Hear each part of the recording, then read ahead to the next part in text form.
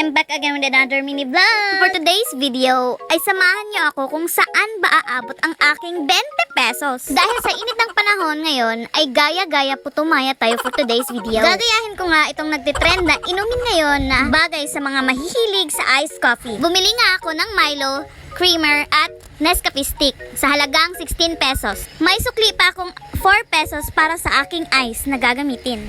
At hindi na ako nagpatumpik-tumpik pa at bumili na ako ng ice sa aming silingan. O di ba kadako sa 4 pesos. At nagkasya nga ang aking 20 pesos for today's video. Huwag na nga tayo magpatumpik-tumpik pa at simulan na natin gumawa ng ating DIY iced coffee. Una nga ay ilagay ang Milo sa isang lalagyan. Ibuhos nga lang ito lahat at ilagay na rin ang kape at creamer. Lagyan din ito ng isang kutsarang asukal. Saka ito lalagyan ng tubig. Ikaw na mismo ang magde-decide kung gaano karami ang tubig na iyong ilalagay. Tansya-tansya nga lang ito mga marms. At halu-haluin lamang ang mga ito hanggang sa matunaw ang lahat ng mga ingredients na iyong ilalagay. Nang ma-dissolve na nga ang lahat ng ingredients ay kumuha na ako ng baso at lagyan ko na ng ice. Naparami nga ang aking paglalagay ng ice. Saka natin ilalagay ang ating ginawang kape. Perfect na perfect nga ito for today's weather na sobrang init. Kaya sa mga mahihilig din dyan ng iced coffee ay gumawa na rin kayo mga mams. Honest review lang, sa aking ginawang DIY iced coffee ay magkasing lasa lang din sila ng mga nabibili nating iced coffee sa syudad.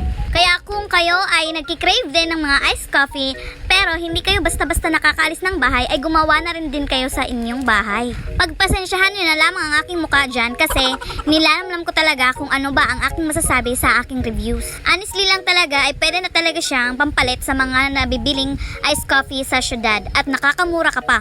Perfect na perfect talaga ito sa mga mahilig sa iced coffee. So kung nag-crave ka rin ng iced coffee ay gumawa ka na sa halagang 20 pesos ay may iced coffee ka na. Matagal-tagal na rin kasi akong nag-crave ng iced coffee kaso hindi nga ako nakakapunta ng syudad kasi malayo-layo rin ang aming bahay. Kaya timing na timing talaga ang aking nakitang trend dito nga sa Facebook at ako'y na-craving satisfied. Disclaimer lamang po, tayo ay may iba't ibang bet na lasa. Ang aking reviews ay based sa aking panlasa at sa aking hilig. Kung iba ang iyong opinion sa aking ginawang review ay hindi ko na po iyon problema. Ako lamang po ay nag-share upang makatulong kahit papaano baka sakaling same tayong nag-crave din ng iced coffee. Baka meron din kayong maisa-suggest na DIY inumin na barato ra, pwede nyo ring i-share sa akin at aking gagayahin. Hanggang dito na lamang po ang aking vlog for today. Maraming salamat sa panonood ng aking DIY iced coffee. Sana ay nalingaw ko kayo for today's video. Maraming salamat sa panonood. Nawa ay hindi kayo magsawa sa aking pagmumukaaw. Please don't forget to follow, like, and share. Maraming salamat. God bless us all. Mwah!